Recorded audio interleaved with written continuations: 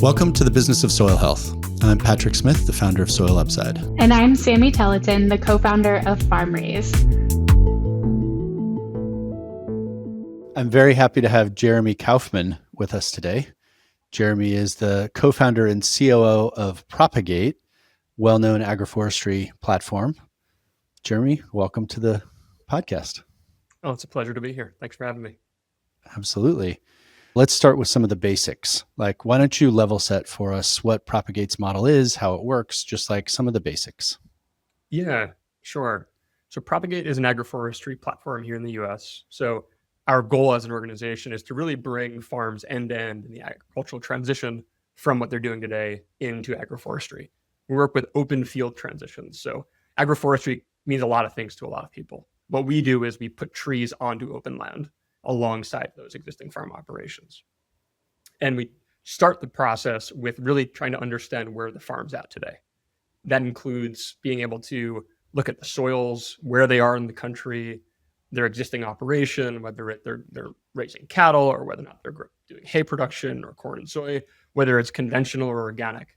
And in that we pull them all the way through to the point in which they're actually producing a new crop, which is coming from a tree on that landscape.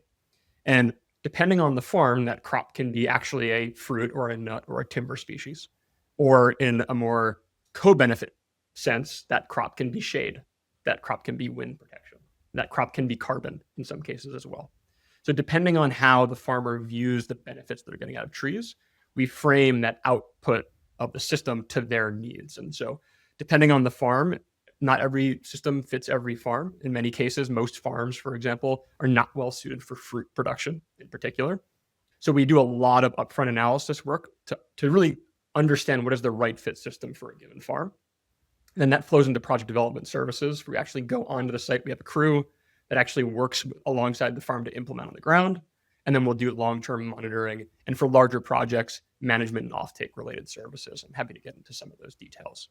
But it's really an end-to-end project development organization with some tools and software that we work with to make it all a lot more easy for farms.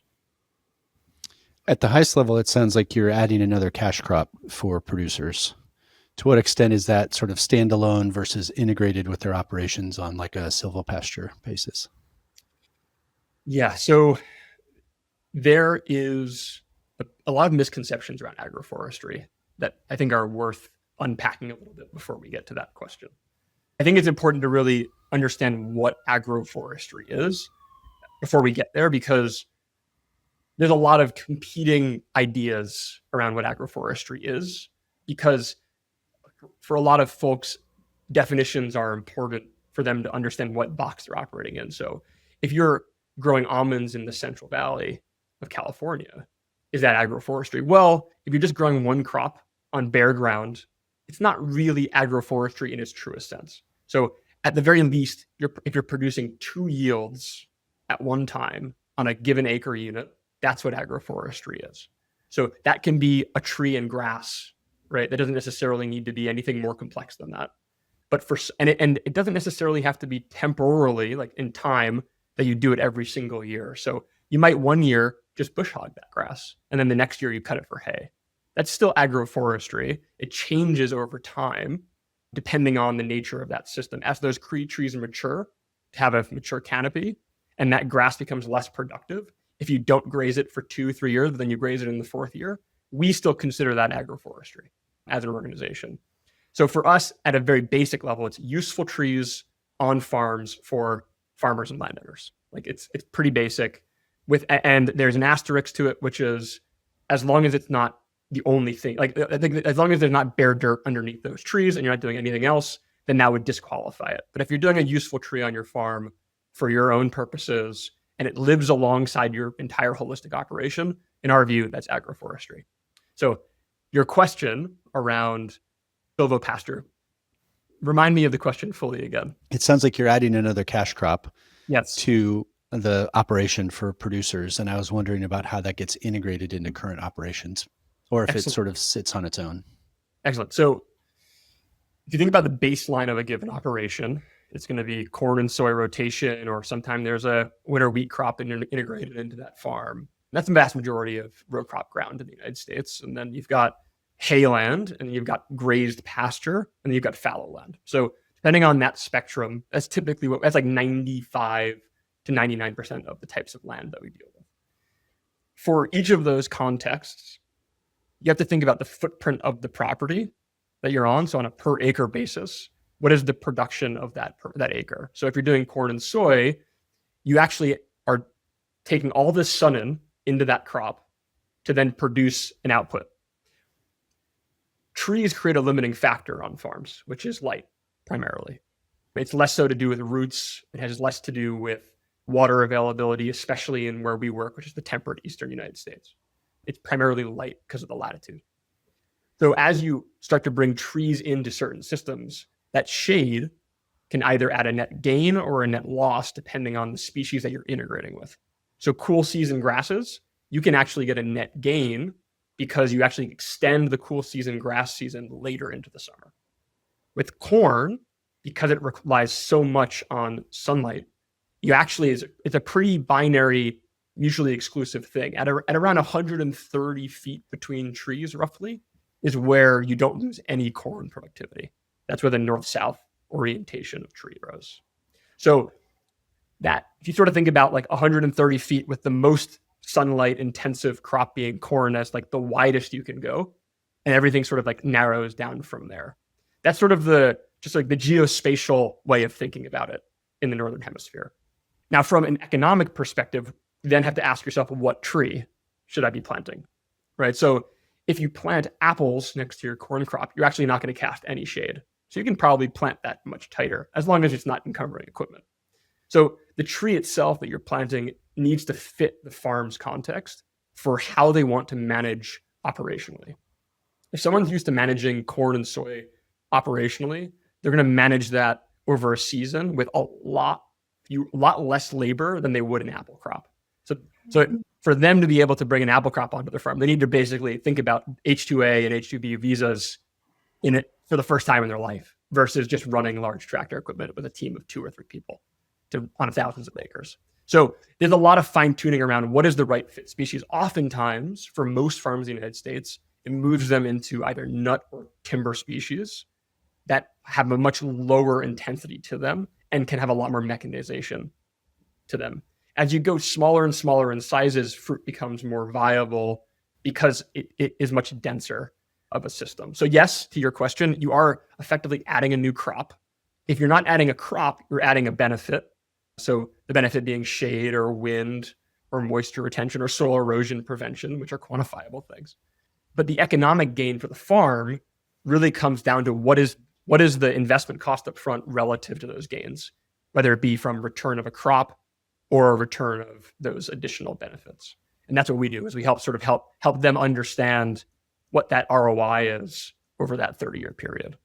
And then there's a lot more beyond that around, do they actually have the money available to put that money to work? Which in many cases, the answer is no, which is a whole other conversation around financing these projects and what's necessary. We'll get to that. Yeah. We're going to go there. Oh, yeah. Before we get into that, you're setting the stage super well in terms of what agroforestry is and really trying to get a sense of the why behind the practice, behind the system, really. I'm curious, how would you describe the state of agroforestry in the US? Do you think of it in terms of acres of adoption or number of producers doing this type of thing? I don't know how to quantify it, but help us understand the state of agroforestry and where it's headed. It's an interesting question. Awareness has never been higher of agroforestry broadly. I think that's a result of a lot of things. It's a result of large carbon projects and tree planting schemes coming to fruition. It's the result of the hard work of organizations like Propagate, but also organizations that aren't Propagate, like institutions like the University of Missouri or Virginia Tech or other nonprofits like the Savannah Institute, who have all raised awareness around their regions related to the practice. But I would say from a implementation perspective, it is still very nascent. The commercial projects are very few and far between. So Now, a lot of that has to do with the fact, there's a lot of details that goes into why that is. I'm happy to get into it. Financing is a big part of it. The lack of financing in the industry is a big part of it. Certainty around offtake is another huge part of it. The price point of that offtake to justify capital infusion into the projects is another one. When you say commercial systems, can you say more about what that means specifically? Is that farmers adopting agroforestry systems with the sole purpose of like harvesting and selling the products, or do you mean something different? Yeah, by that? It's a little different. We would define commercial as there's enough meat on the bone for finance to play a role. Meaning if you're planting 500 trees across 100 acres for your own purposes, that's not a commercial project, but it's a farm gate project that can work within the confines for that farmer's needs and context, which is fantastic. We need to see a lot more of that, but it's not broad. That is a solution that's built bespoke for that farm. It's not a solution that is where a capital source can come in and increase in fuel adoption on a systemic level. That is where we differentiate commercial. Does that make sense? Thank you. Yes, that does make sense. And I imagine data is hard to come by in terms of adoption of these systems, either commercially or at the farm gate. Yeah, the USDA census does ask a question: do you practice agroforestry? But wow. They don't, which has an uptick in agroforestry adoption over the last 5 years. But it's very broad and very undefined and very much not clear on whether or not that just means that people are self-identifying what they're doing as agroforestry for the first time in their life, or if it's actually an uptick in agroforestry. So I take it with a little bit of a grain of salt. One of the things that Sammy alluded to is a sense of scale. And I'm curious, for Propagate specifically, can you help us sort of ground us in acreage, geographic locations, concentration, that kind of thing? Yeah, absolutely. So Propagate organizationally, we've served 430 customers in the United States. That's all of it's really east of the Mississippi River. We have 4 primary hubs that we operate out of. That's in New York, in Tennessee, Kentucky, and we have a minor hub up in the Vermont area and a minor hub down in the PA area. So we're starting to what makes a hub is somewhat undefined. It's just sort of a density of projects that allows for us to have good operational efficiencies in a place. The amount of acreage that we've managed in the company life is about 2,400 acres directly. And then we're coming up on about 250,000 trees in total as of this year. So the bulk of those projects are primarily driven by 2 species that we plant. One is black locust, which is a rot-resistant timber species. And the other is Chinese chestnut, which is the species we planted the most of. Just one other data point following up on that. So rough split between black locust and chestnut on those 2,400 acres? Now it's about 90-10, and that's because there's a lot of reasons. So chestnut as a crop type in the United States, this gets into some of the fundamentals here. When you think about agroforestry as a practice, you have to think about it as sort of like putting trees on farms, right? But when you actually unpack it, you really start to look at the crop level of where this crop is in its life cycle domestically. So we think about this as commodities through to niche crops, and in the middle is growth crops. So on the commodity side, you might have apples, you might have almonds. On the niche side, you might have black currants, sea berry, like Eastern filbert blight resistant European hazelnuts, as an example. And they're niche and nascent for a reason. The reason is oftentimes genetics are not where they need to be, markets are not where they need to be, and consumer awareness is not where it needs to be. And then there's like key things that haven't been solved related to the species. Like, how do we actually harvest this cost effectively and efficiently? In the middle of that spectrum is where we focus a lot of our energy, where there's the most upside. You can sort of imagine a farm who's in a region like Tennessee or Kentucky trying to plant trees for the first time, and they're going to try to compete with Oregon apple production. That's a very steep hill to climb. At the same time, they focus on the niche side. They're relatively capped in what they can do, local farmers markets, local markets, and maybe there's enough traction there for them to start doing on-farm processing. But really the growth crop part of that is where there's enough elements that have been fully de-risked that enable for farms to plant it as a farm gate crop and still make money. And there's enough of a demand growth to be able to support new supply coming online without necessarily seeing so much price deflation as a result. So chestnuts and black locust, being the two crops, are the biggest growth crops we believe in the United States for that purpose. Black locust lags behind chestnut primarily because the genetics haven't been available until really recently, really as of really the last year, when we brought those genetics back to the native tree to the United States, but most of the breedings happened in Hungary. We've brought them back into the United States from Hungary for that reason, to solve the genetic problem. Locust grows like a curvy tree, and they've made it straight. They basically bred it for straight growth, straighter, faster growth. The reason the split is that is because the black locust genetics haven't been available until recently. So chestnut's been the primary driver of new planting for the business for some time. And it's also been something where we've had traction from a finance perspective, given the profile. So over 2,000 of the 2,400 acres are chestnuts right now, and you have black locust as a sort of emerging species in there too. Correct. And we don't just plant those two species, but that's the most of what we plant. Can you talk about some of the other species that you think about? It sounds like you take a very consultative approach in doing the project development. Yeah, totally. Well, we have projects that we would consider to be food forests, which are effectively, 100 different species in a 2-acre plot. So that's everything from Saskatoon serviceberry all the way through to like willow for ornamentals. It's a very wide spectrum of the types of trees you can plant. Would you consider this permaculture or like syntropics or just dense agroforestry? Multi-species orchard is a more amazing term for it. Yeah. Okay. It's just planting a lot of different stuff in a much smaller space. Yeah.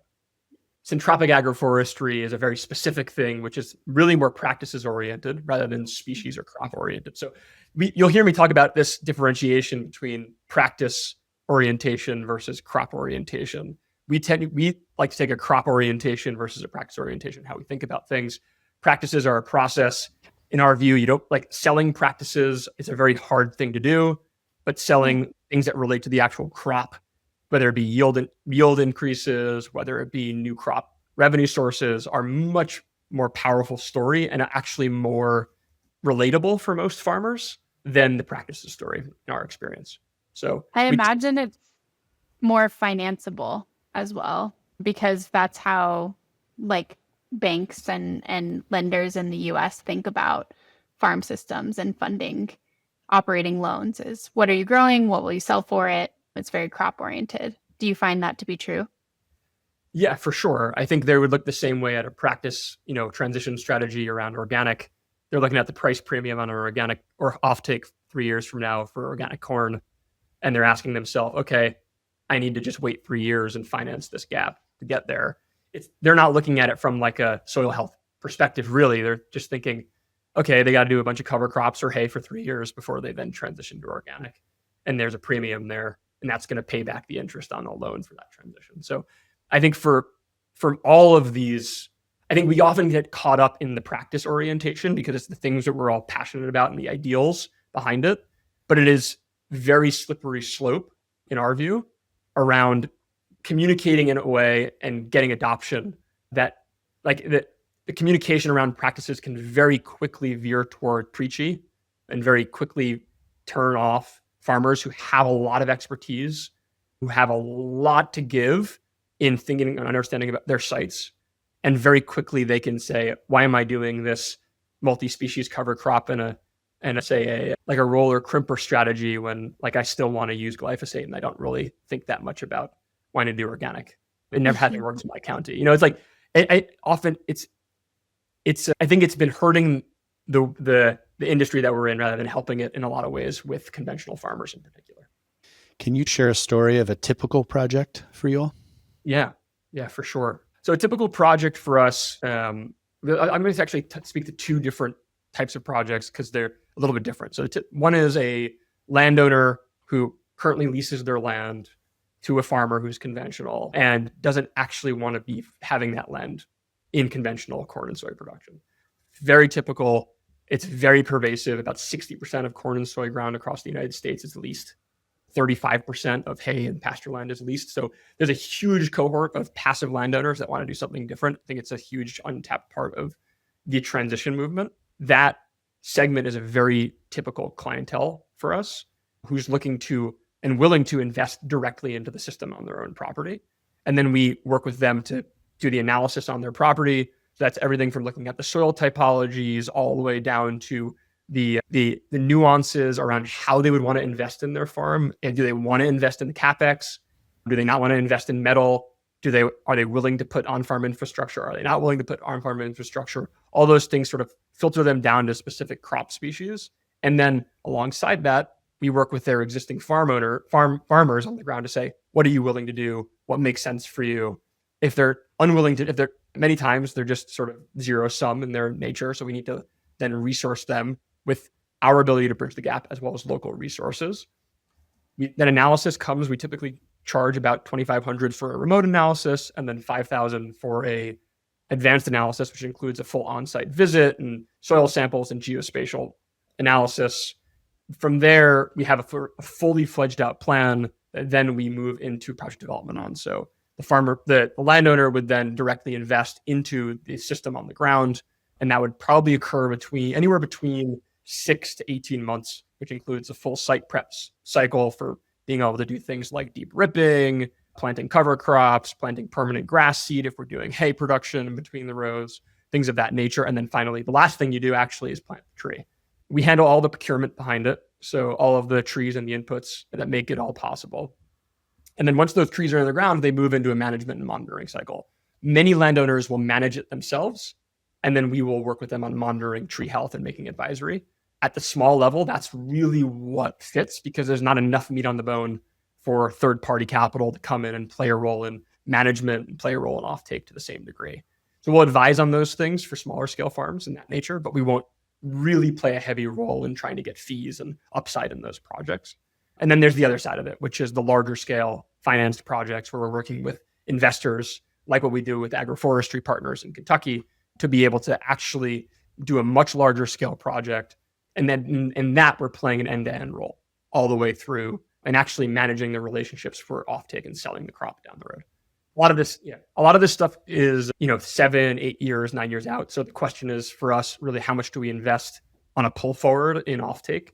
With things like carbon, there's a lot more forward contracting that occurs in that space than there is in chestnuts or in lumber or really in any food crop, with maybe the exception of dairy, which has like 5-year offtakes in some capacity. So in our experience, those major investments are still yet to come in the broader agroforestry industry. There are certain players depending on the crop that we're talking about, where there are co-ops that can sell through for things like chestnut or things like hazelnuts. If you're planting a more traditional crop, there's a lot bigger infrastructure for it, like pecans in the South, as an example. But in general, it's our role to help figure out the right tapestry of that. So that way, for capital providers, we can actually get the best return out of those projects. And the one beautiful thing about the investment side of it, and this is one of the things that we've worked on a ton, is being able to ensure that the farmers that are working with us throughout the journey are actually getting paid at the same profit level that they would have otherwise be doing if they were growing corn, soy, or hay. And there's a whole bunch of legal infrastructure around leasing to make that possible. And we're acting effectively as an advocate for the farmer such that they don't have to take on the risk at the farm gate, which is such a huge part of most agricultural transitions for farmers, is that they actually have to take on the risk profile, which most are not prepared or don't want to, or are afraid of doing ultimately. So. Absolutely. And you've touched on this next question a bit in that answer, but I'm curious to hear more about the economic case for the farm.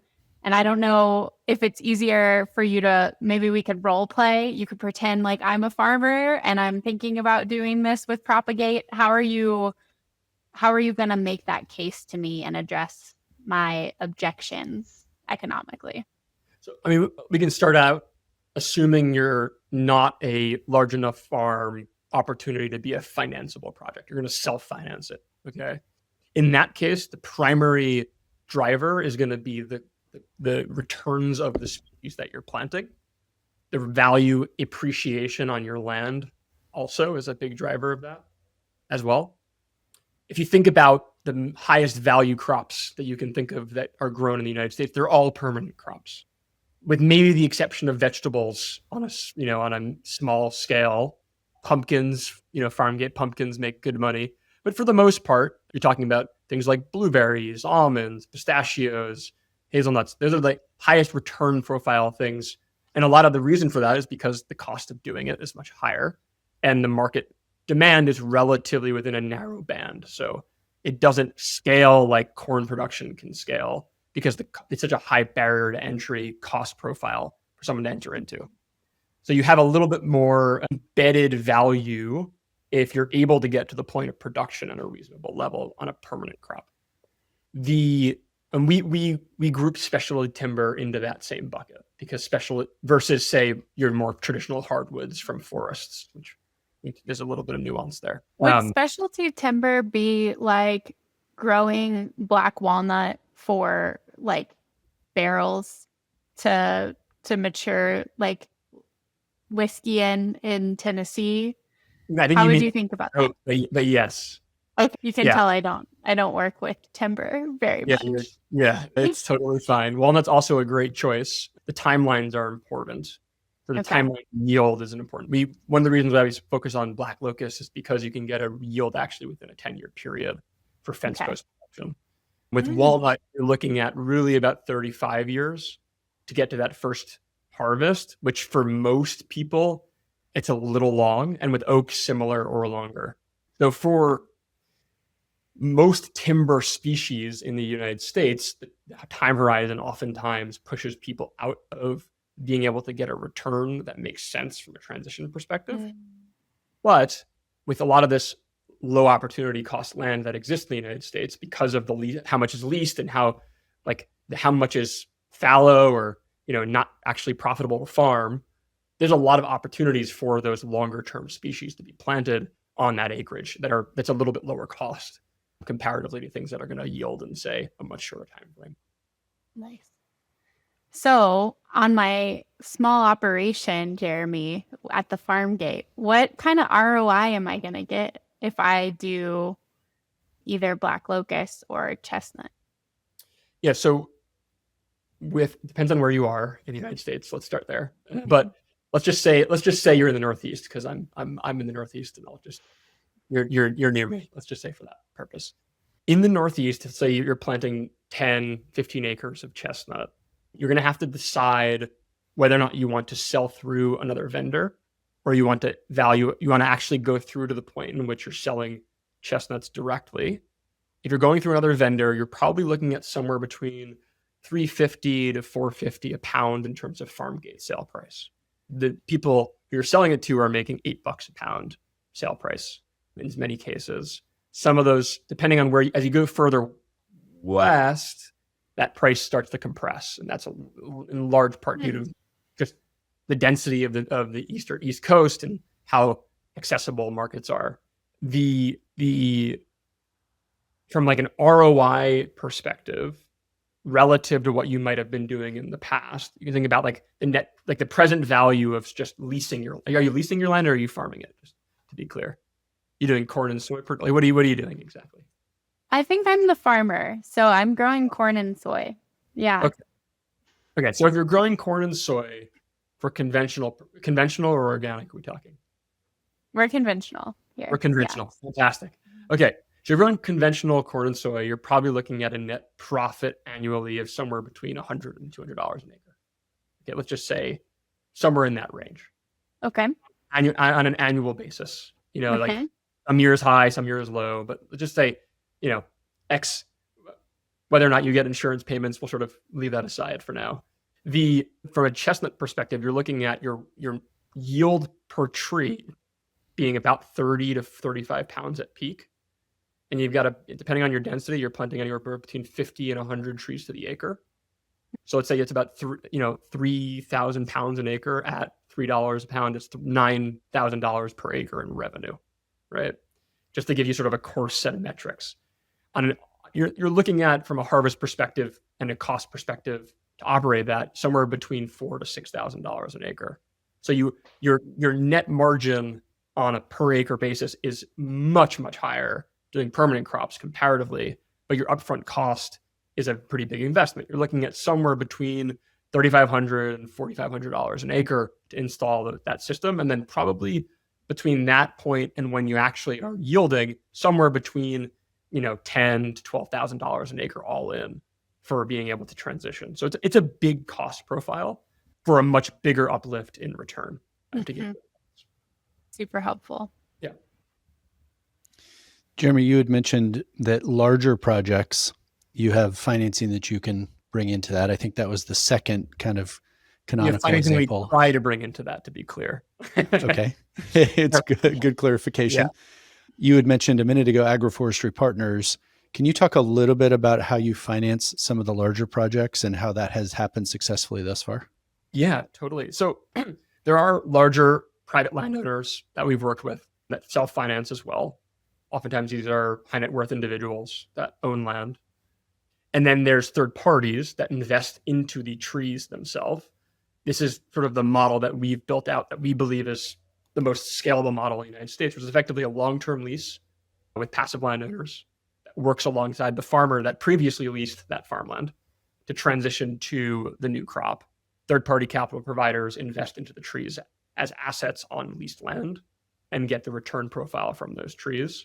Depending on the spacing, there's a lot of levers that you can pull related to the intercrop that might be happening. So the farmer can get all of the hay production and productivity from that, as an example. Hunting rights, things of that nature as it relates to the lease. So incremental revenue sources that come as a result of having a higher value property. And then the landowner gets a higher property value because they both have an income stream that's relatively guaranteed over a long duration, but they also get another asset on their land that's showcasing it's probably creating a premium above what is locally available for row crop land or hayland or fallow or forest. Okay, so I just have to break this down a little more simply so that I can understand it. It sounds like in the simple scenario where you're talking to a producer who's installing on their own land, that's relatively straightforward ROI unit economic calculation.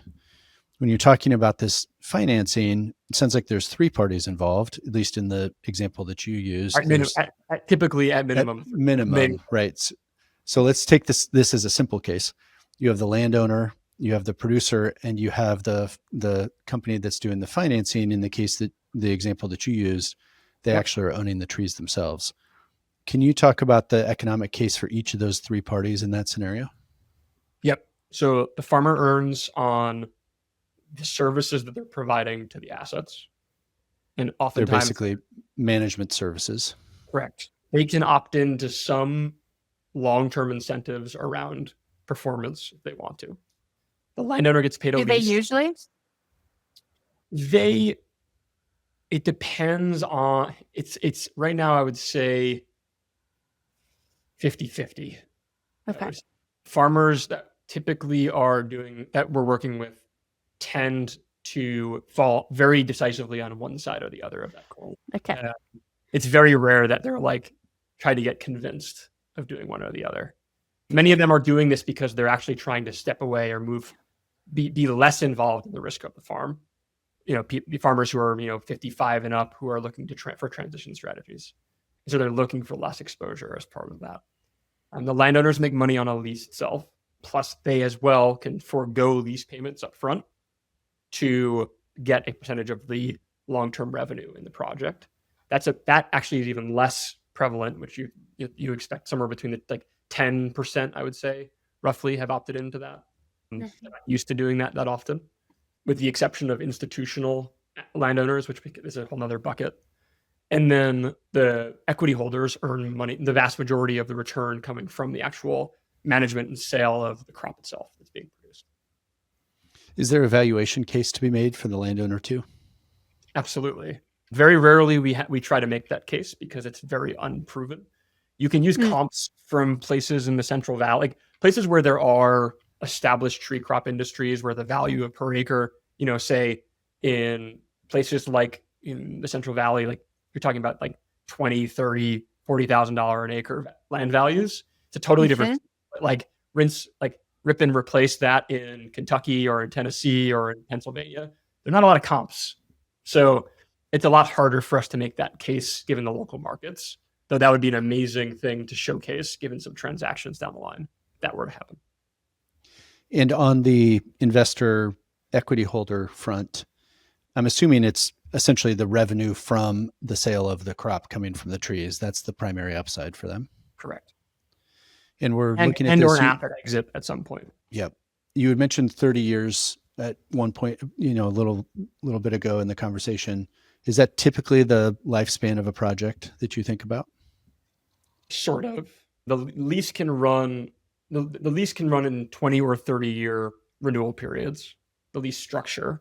From a tree perspective, every tree has its own life cycle.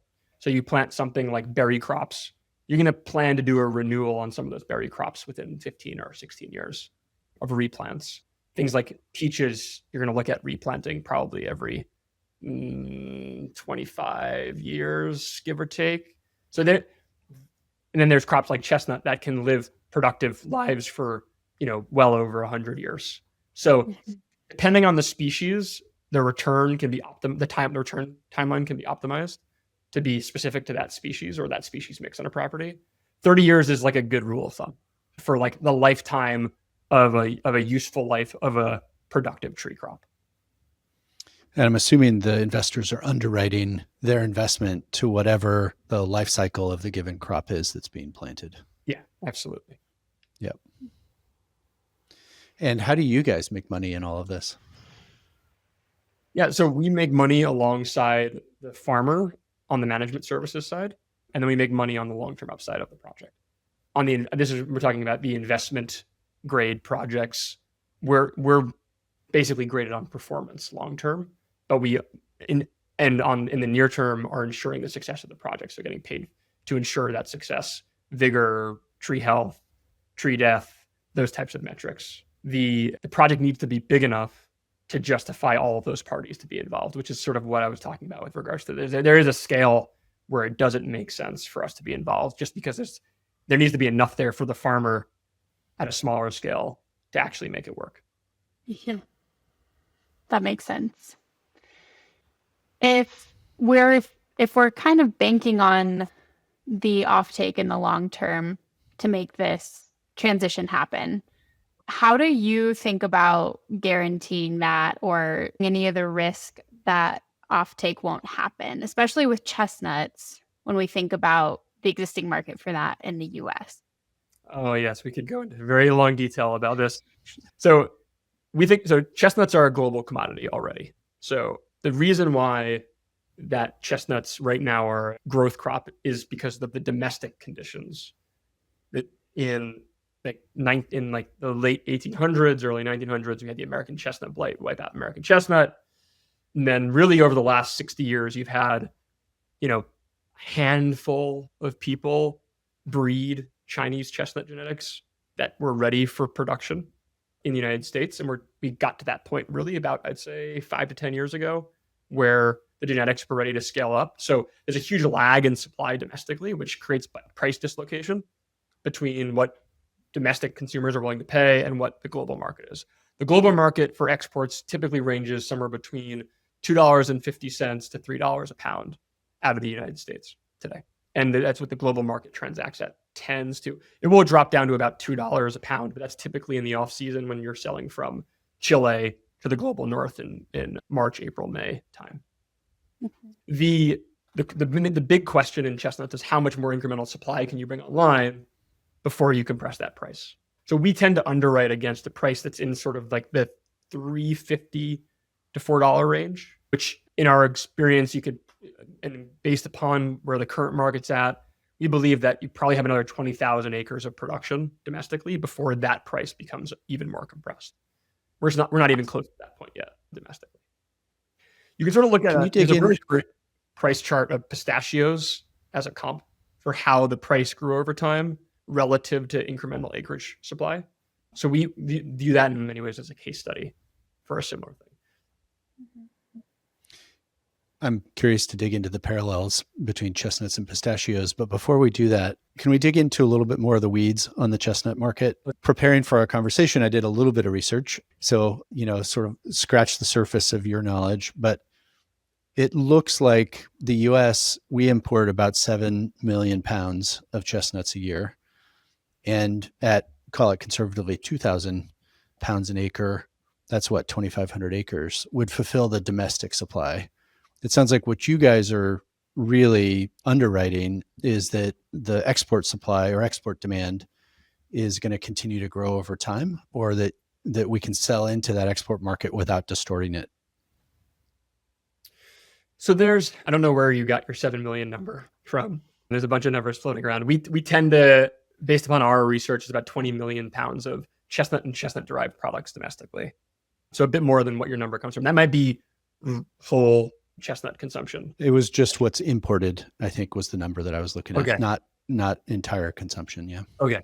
So when we look at chestnut consumption domestically, there's sort of two sides of it. It's offsetting imports, it's existing domestic consumption, and then latent demand.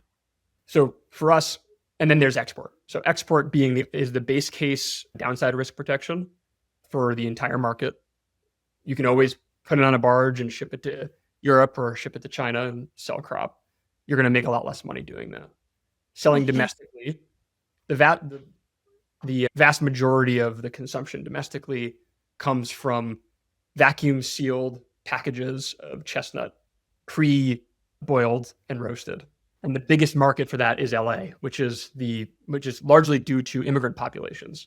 So you sort of think about where chestnut consumption is happening in the United States. It's largely in places where there are large Asian American immigrant populations and European populations domestically. So major cities, of course, but LA being the biggest one for that.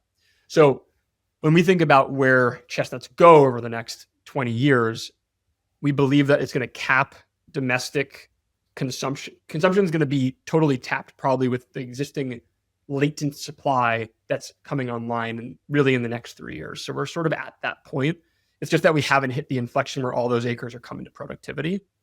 One of the key differentiation points around chestnuts that is, I think, oftentimes missed is that commercial projects that can actually supply major markets, are still a very small fraction of that chestnut supply. So when you're looking at the actual planted acreage, you're looking at 10-acre projects, not 200-acre commercial projects. So there's a lot of unreported chestnut consumption in the United States that just happens on a local level that is probably not going to show up in the numbers that we're talking about here. When we talk about it, we tend to not talk as much about those smaller scale projects for the larger market, just because we don't believe that it will create additional price pressure. You might have a local situation where those farms that are selling locally start necessarily having to lower their prices because those buyers locally can find a replacement or a substitute. But that's sort of the nature of trying to scale a crop generally in the United States. I don't know if that answers your question fully, Patrick. I'm happy to continue to explore that. Well, I think what I'm hearing is that the latent demand is really a lot of what you're underwriting. It's both the base market of exports is essentially the fallback, and then the hypothesis that there's a latent market where demand is going to grow as supply comes online. Yeah, that latent demand being activated is key to being able to get it beyond where it's at today, effectively. Without that, it'll be largely capped in supply domestically without really major price compression in the next, say, 10 years, I'd say. That's our view. Now, if you ask the co-ops who are selling it, they're saying, we can sell as many chestnuts at the price we're selling it at, that we possibly can get. So we're at this moment in time in chestnut market where there's a lot of non-bearing acreage still coming online, and the bearing acreage is able to sell out in 2 weeks. Wow. Yeah, it seems like there's a lot that is coming online, given that it seems to be a standard crop for a lot of agroforestry projects, not just you guys, but Canopy and Bread Tree Farms and Yep. Other regen projects. Yeah, absolutely.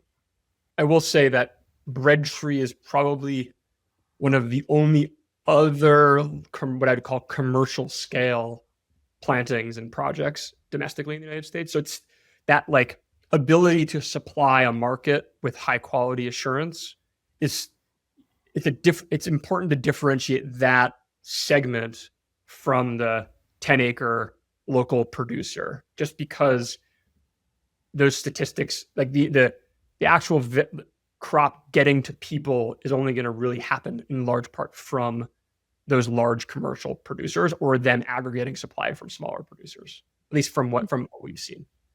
So Right. Otherwise, it's smaller producers selling at the farmers market in November for the holidays. correct. Okay. I'm curious to hear about the same dynamic with black locust. You mentioned one of the use cases for black locust being fence posts as like an end market. So what does the supply and offtake situation look like for black locust now and into the future?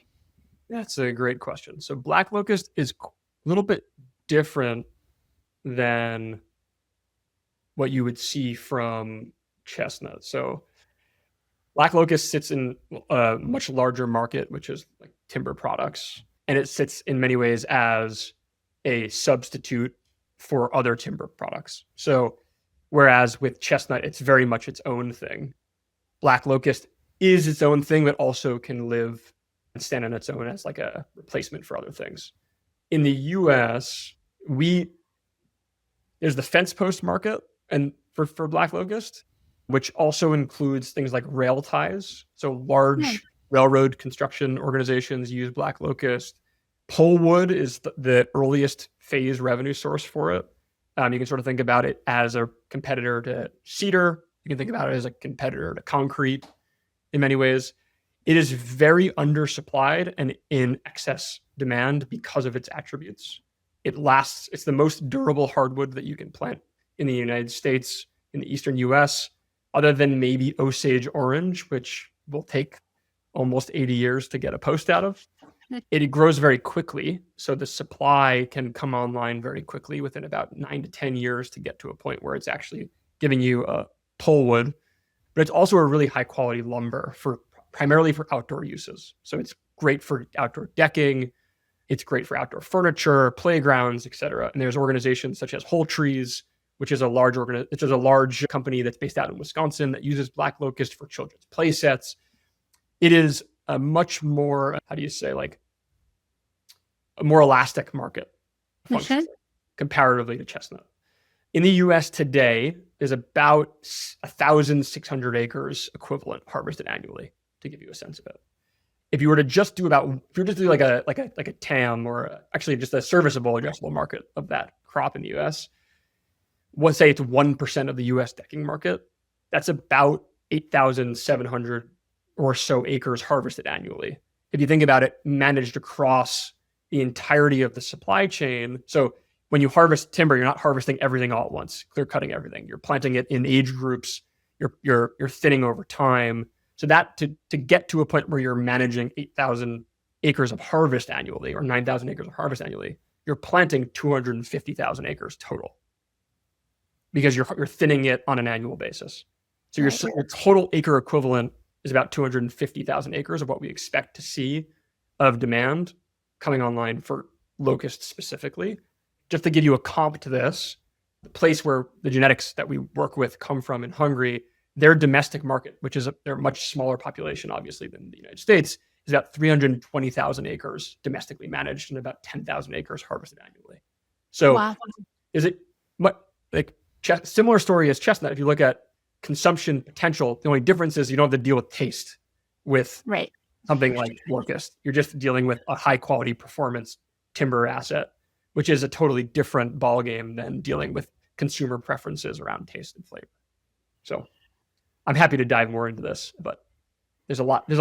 I like black locust a lot, to say the least. I can see why. Yeah. One of the other revenue streams that you talked about was carbon. And so I'm curious about the offtakes on the carbon side And if you all are doing the carbon project development, if you're incorporating carbon revenue at all, if you've done any forward contracts, like give us the lay of the land with carbon relative to the work that you're doing. Yeah. Carbon. I love and hate carbon so much. I must be honest with you. We've done a ton of work on carbon, especially in the last year. We were moved through to the second round of the Symbiosis Coalition application framework. If you know about Symbiosis Coalition, we did not get through the final round there, primarily due to, but I'll talk about a little bit in more detail here, which is related to some of the constraints around doing temperate climate agroforestry and carbon credits in general. We've talked with a lot of carbon buyers. We still are. It is a lot of transactions happening with carbon. But it's very much a price and volume game.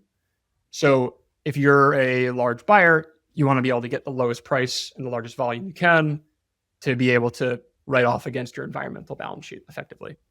Carbon being a global derivative, effectively, a globally accessible derivative, meaning you could plant trees in any place all over the world and generate carbon, or you can do other types of projects. You have to compete in that global market with domestic value. The primary value proposition domestically is around land tenure and not around cost effectiveness. So you effectively have you're sort of, if you're trying to make money, if you're trying to sell carbon in the United States, you're going to have to do so at a premium, and you're going to have to justify that premium. Now, there's transactions that have happened that have that premium, but there's oftentimes not enough meat on the bone from just the carbon itself to make the project work. And you need things like land value appreciation to be able to drive the return, or other revenue sources to drive that return to make it work for capital providers. And there's sort of like this pushing on a string effect, which is within the capital markets generally, they want to, for carbon projects specifically, you're looking at somewhere between a 12 and 30% IRR on a project. And for equity in particular, probably in the higher end of that range. So like 15 to 25%, say, is the average target.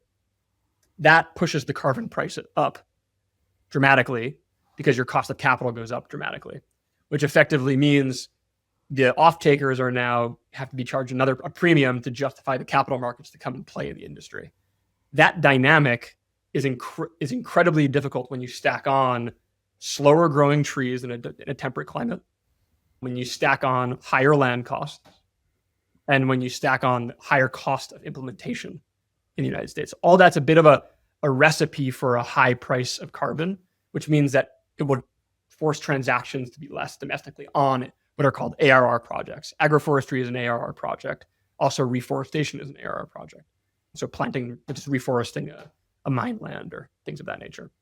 So all that is to say, our approach is to be able to drive crop level revenues alongside carbon revenues as a way of trying to bring carbon prices down to a level that makes sense for a carbon buyer, but at a level of return that also makes sense for a financier that might want to just finance against that offtake, because they might not want to have exposure to the other offtakes in the project.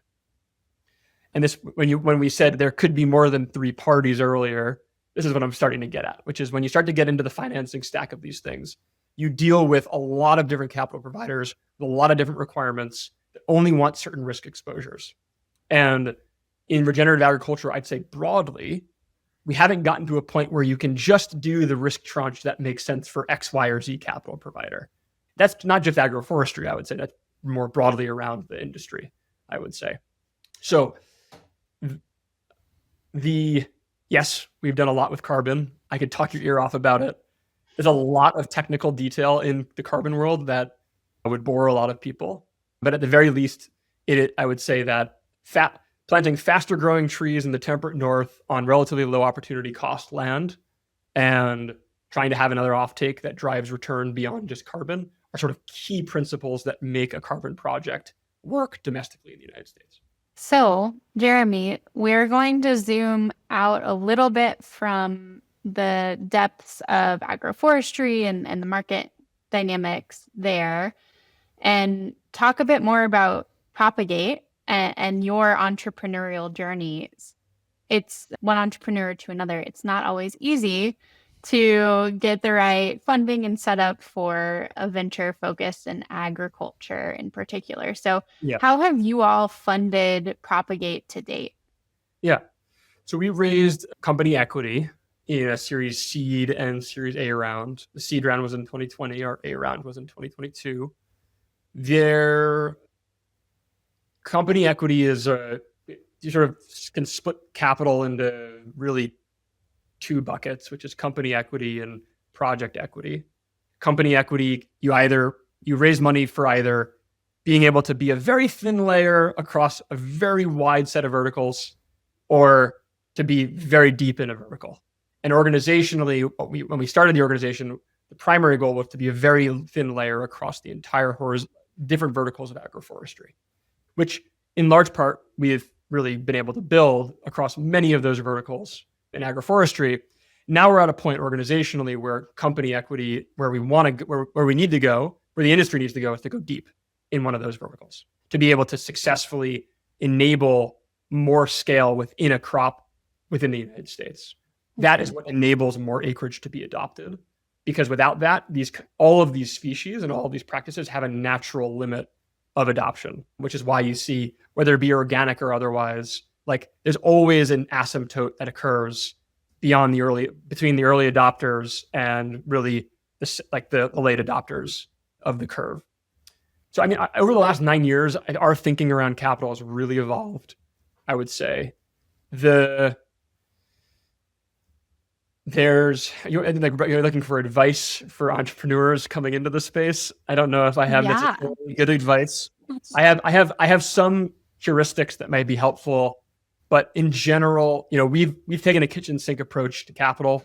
It's from investment seeking VC to family office to project level equity to carbon finance to private and public grants. We've won and lost across all of those things.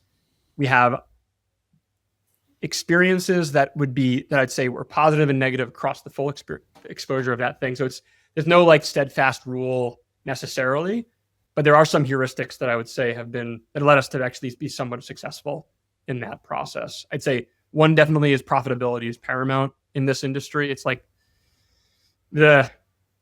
everything is a derivative of the offtake at the farm gate in agriculture. So working with a system that is going to be profitable in and of itself puts you ahead.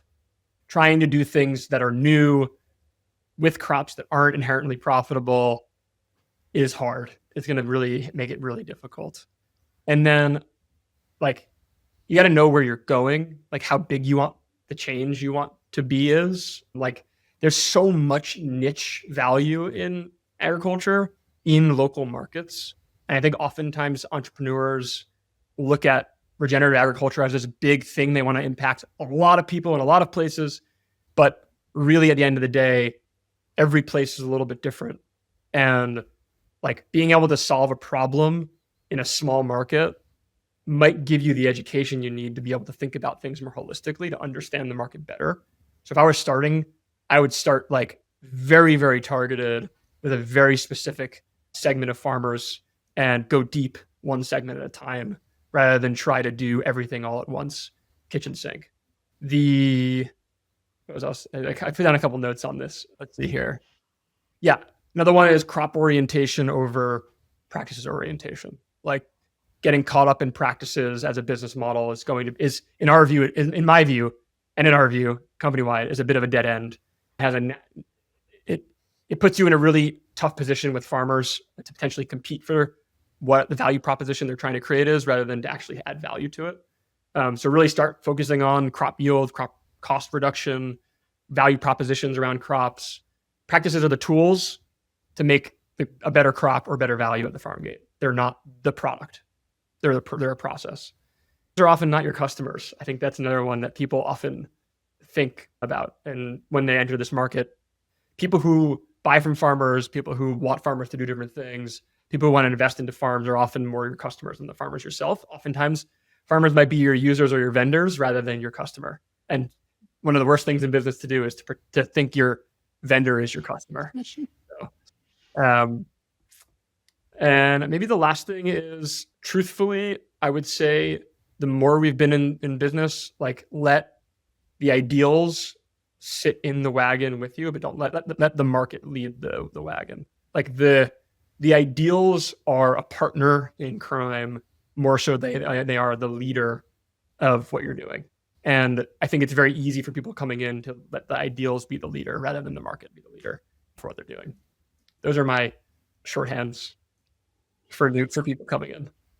I think I probably had more, but I'm curious on the raising for your company, what lessons you've learned that you could pass on. In particular, I'm thinking about like what are the IRRs that you're going to be able to deliver to your investors, particularly given the length of time that it takes for tree crops to mature, and how does that influence the investors that you target? I'm assuming that venture investors are not sort of a common target for you, or maybe I'm just misunderstanding the kind of growth profile of the business. Yeah. So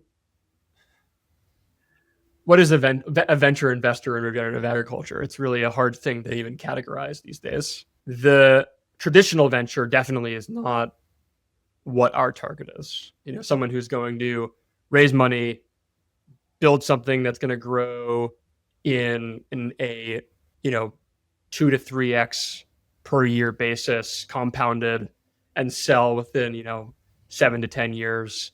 That's just not agriculture. And since climate got bought by Monsanto or by Bayer all those years back, there aren't a lot of exits in this industry generally. So like I would say that to a VC, and I would say that to an entrepreneur, that VC for agriculture is longer duration.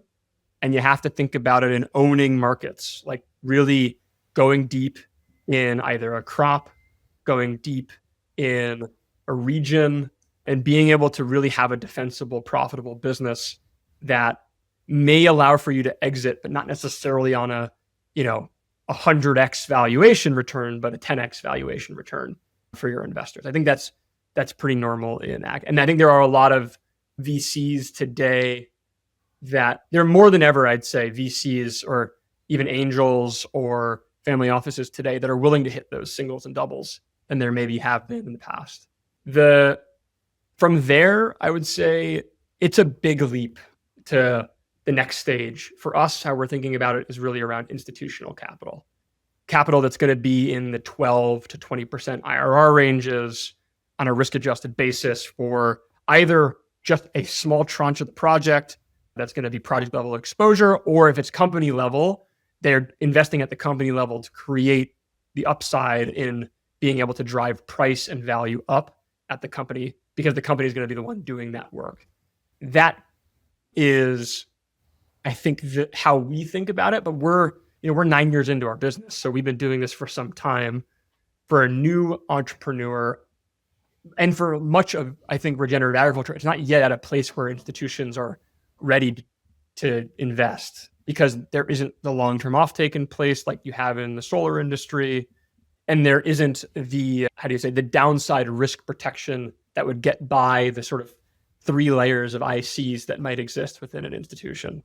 So to get there, you really need to build the underlying infrastructure, which means either very bespoke equity capital that's very purpose-built for your vertical that you're going after, or bootstrapping with a real segment that can get you to a point where you can really own that market over time with a long time horizon, like 15-year time horizon.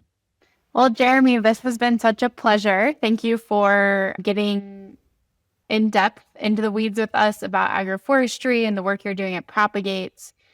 I'm curious, as we wrap things up, is there anything that you want to leave our listeners with? I think the biggest thing I want to leave listeners with is that farmers really understand their land and they want to do the right thing.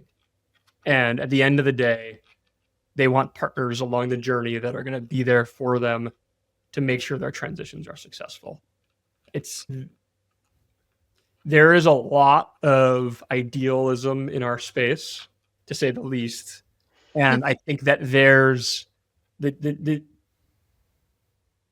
have a very poor track record of having to help farmers through the journey to be successful. I think for every 10 success stories we probably hold up as the shining beacons of success, there are maybe 100 stories of farmers who have tried and failed to make those transitions, burned out, making transitions, et cetera, et cetera. So we need to be, I think, a lot more humble about what it actually takes and trust the farmers' emotions and their feelings about how hard it might be and follow their lead. But don't try to push a farmer or a landowner in a direction that really doesn't make sense for them. So. Excellent. Thank you so much, Jeremy. It was a pleasure to have you. Yeah, it's a pleasure. Thanks for listening to this episode of The Business of Soil Health. Our goal is to explore how new financial tools may or may not support producers' stewardship of their soil. We love hearing from listeners, so don't hesitate to reach out with any suggestions or guests you'd like for us to feature. And don't forget to subscribe or leave a review on your favorite podcast platform.